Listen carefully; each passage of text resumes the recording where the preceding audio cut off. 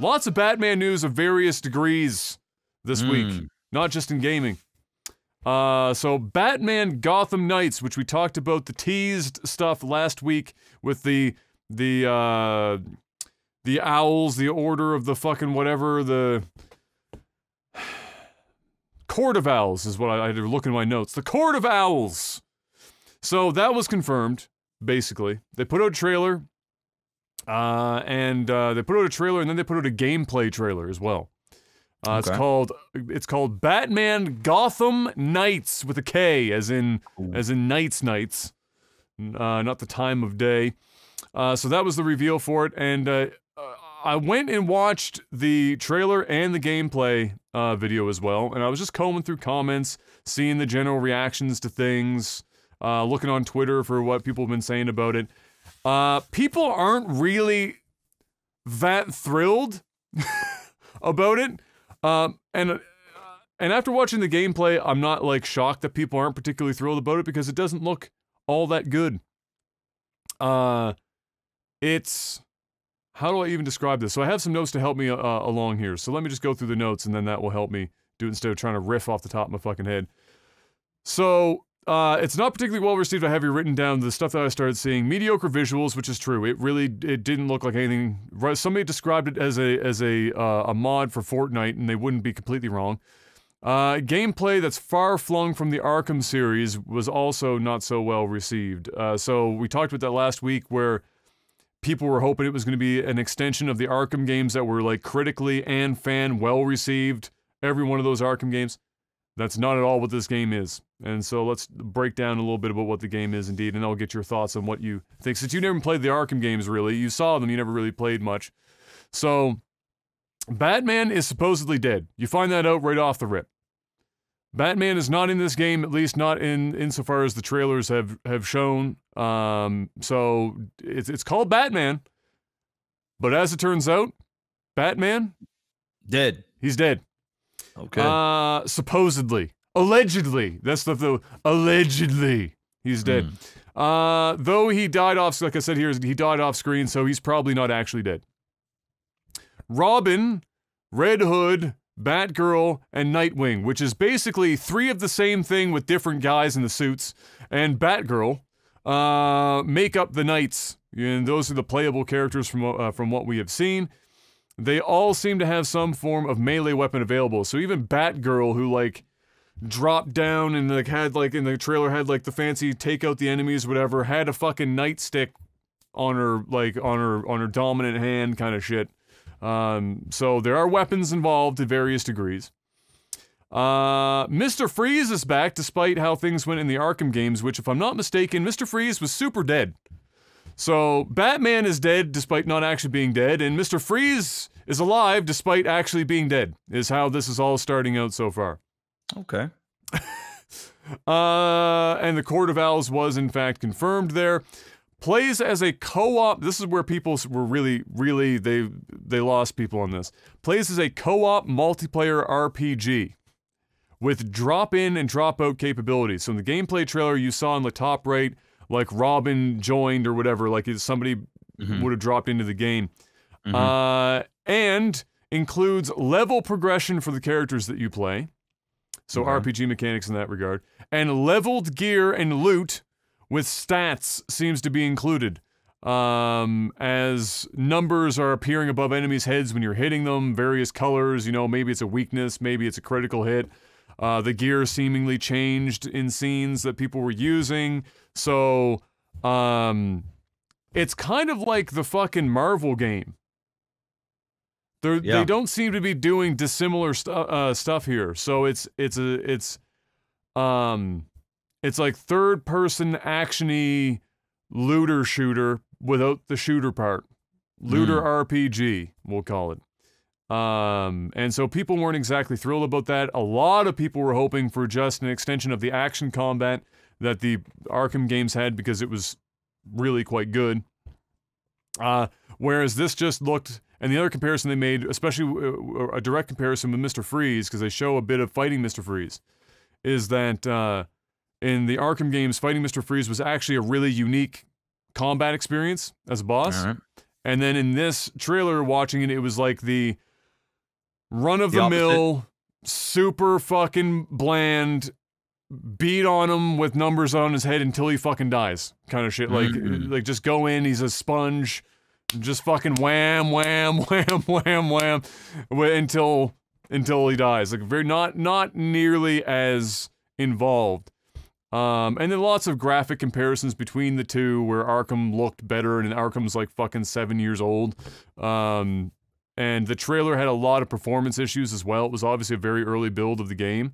A lot of frame drops, a lot of stuttering, and things of that. And not like that was the video, but the actual game was fucking up.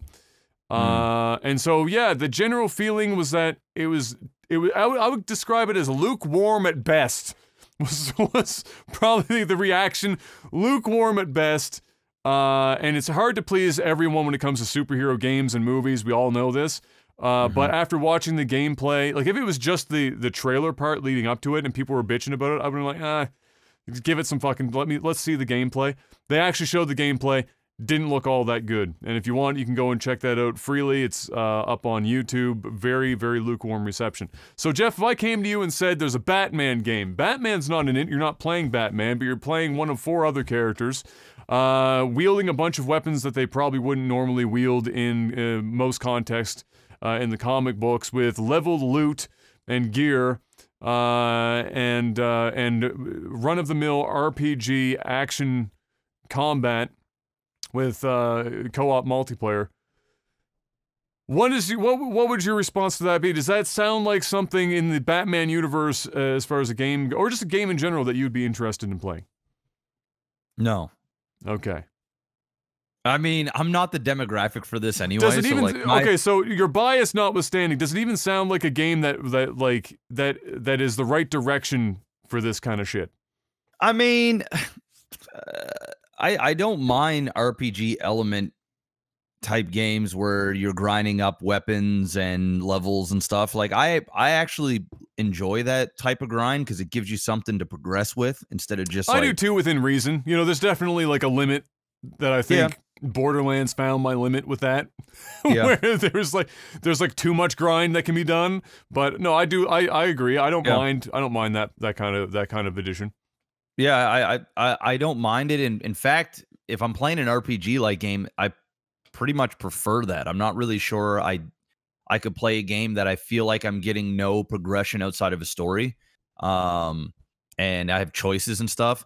But I think the problem that a lot of these games are having, and it's not just potentially this one, I don't know, I haven't played it, but is a lot of the times there's too much grinding and there's too much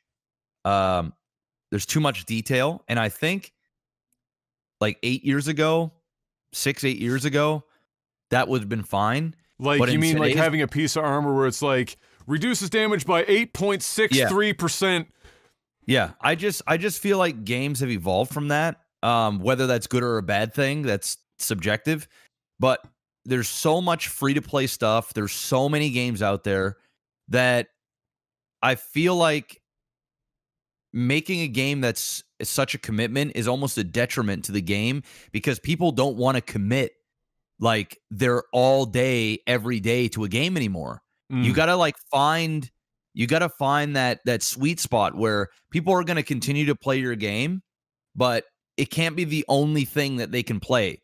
Because if the player feels as though, well, if I don't grind this game, I'm going to fucking suck. I'm not going to have what everybody else has, and they're not going to want to play it.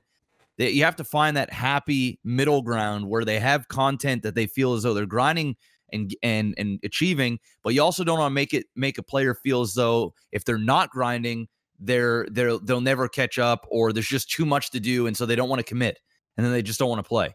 Yeah, that's like the and we're seeing more and more of that now. Like the Marvel game is literally this as well. Like this is the Ultimate Alliance, whatever the fuck, where it seems, and it's the games as a service thing that is a problem too, or it lends to that feeling of you can never catch up.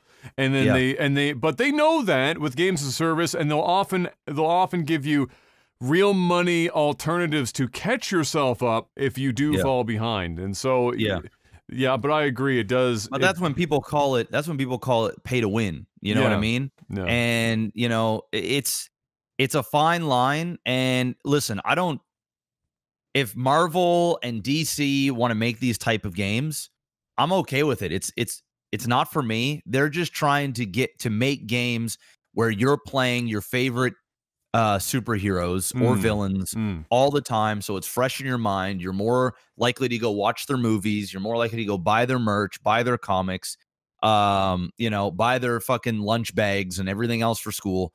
It's a marketing play. At this point, none of this bugs me because this is no different than it being on mobile. This is no different than it just being another generic RPG.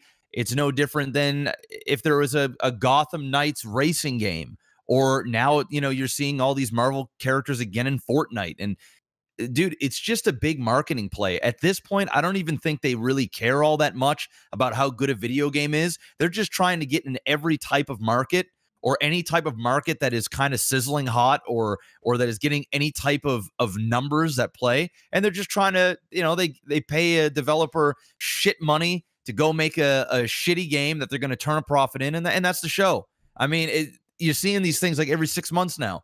They don't appeal to me. They're not for me. And I'm just gonna flat out say it. You know, I consider myself like a hardcore gamer. These aren't for hardcore gamers, bro. These games aren't for hardcore gamers. These are casual. These games are built for casual people that are gonna dump money and time into a game. And they're not built for gamers, in my opinion. But hey, I didn't play it, so I'm just going by what I'm hearing. I don't disagree. I don't disagree because the whole game's model seems to lend itself to that games as a service kind of vibe. You know how games as a servicey it will get. I don't personally know right now. That information might even be out there. I just don't know. But yeah, I mean, it doesn't seem like a, you know, a very hardcore gamer type thing. And not all games need to be that, but but there's a difference between a game that's not made for like a quote unquote hardcore gamer that's also not just a fucking cash grab. And I mean, it's not uncommon to see superhero related stuff being milked for merchandise. It's just that instead of just toys now, video games are also part of the merchandise umbrella where they're going to look at it. And it wouldn't be surprising to me if you're seeing a game now with these superheroes and there hasn't really been a movie or something that's been done for them. This is just gauging interest. Maybe we throw some of these characters into a fucking movie now. Like maybe we're gonna do that. I mean, I'm not saying that superhero games can't be good, because obviously we've had lots of great games. Yeah. But you can tell which ones are for gamers, yes, and which ones are for like casual kids or whatever that just like superheroes. It's like slapping a superhero on a cereal box. I'm not more likely to go buy a fucking box of corn pops that has fucking Spider-Man on the front, but that kid with his mom in the grocery aisle going, I want the Spider-Man one. You know, that's what these types of games are to me. Yeah. Not saying that they can't be great, because there's obviously superhero games that you can tell like real people that love comics, that really want to add to lore, that really want to give an experience in a different medium other than movies or TV shows. They're putting their heart and soul into it. I see shit like this and it reminds me of cereal box. I'm not into it. Yeah, that's the exact feel. That's the exact feel I get as well. Maybe it will be something to prove us wrong, but for now, that's the feel. That's the feel. The last thing I wanted to add here, so I didn't get in there as well, and a mechanic that I fucking hate personally, is that enemies apparently also level alongside of you. So you have a game that includes grinding and leveling gear and getting better gear and whatever, and then you get to a boss that maybe wasn't intended for you to fight with good gear, and so they just level the fucking boss right up to you. And I can appreciate to a degree where they're trying to make it an equal experience across the board, but having that mechanic tends to always make you feel like you're never actually progressing. You are getting better armor, better abilities, better whatever, but you're not feeling any more powerful as a player, and so you just feel like you have this one fucking straight line of an experience versus actually getting stronger and better and feeling more powerful versus your enemies. And I mean, it was the worst in Oblivion back in 2006, where like you got to a point where fucking trolls were literally unkillable because they leveled alongside you so much that unless you had like really specific runes and shit on your armor and weapons, you couldn't kill. Impossible to kill. And that was on default difficulty. You could turn that slider up. So, ever since then, never been a fan of it. Not a big fan of that at all, and unfortunately this has it. But to what degree, we don't know yet. Maybe it's just bosses, and maybe the bosses mechanically evolve at certain level intervals or something fancy like that, but the fact that that's even possibly a thing turns me off. Next up, more DC stuff, because this is all coming from like the DC Dome, whatever the heck, the Doug Dimmadome, owner of the Dimsdale Dimmadome. Suicide Squad Kill the Justice League trailer drop, which was just a trailer, CG, no gameplay or anything of that nature in there. Relatively well done trailer, you know, is neither here nor there. But the thing that I took away from it immediately is that it literally looks like, remember that game Sunset Overdrive, the Xbox game? Yep. If you took that game and just put the Suicide Squad characters in it, this is exactly the fucking game. That's all it is. Yeah. I don't see anything inspired about it. They literally took Sunset Overdrive and said, hey, the splashy, bright color and the vibe, that goes really well with Suicide Squad. Just plug them into Sunset Overdrive and call it a game. And we haven't seen gameplay yet, but just from the trailer alone, that is 100% the vibe they're going for. Yeah. I don't know if you saw the trailer yourself. I did. Yeah. Yeah. That's all I could take away, and it was within the first like 3 fucking seconds of that trailer. I was like, "Why does this look exactly like Sunset Overdrive?" I mean, it's pretty. It's pretty. I mean, it's CGI, so it's hard to fucking. CGI, yeah. It once again, it's just more generic video games. Like it's just, it's not for me. It's not for me. They must be doing okay making these things because Sunset Overdrive is more for me than a game plugging superheroes into Sunset Overdrive. Because now you're just being lazy about it, and now you're really just looking for any excuse to get Suicide Squad's name out there, pretty much.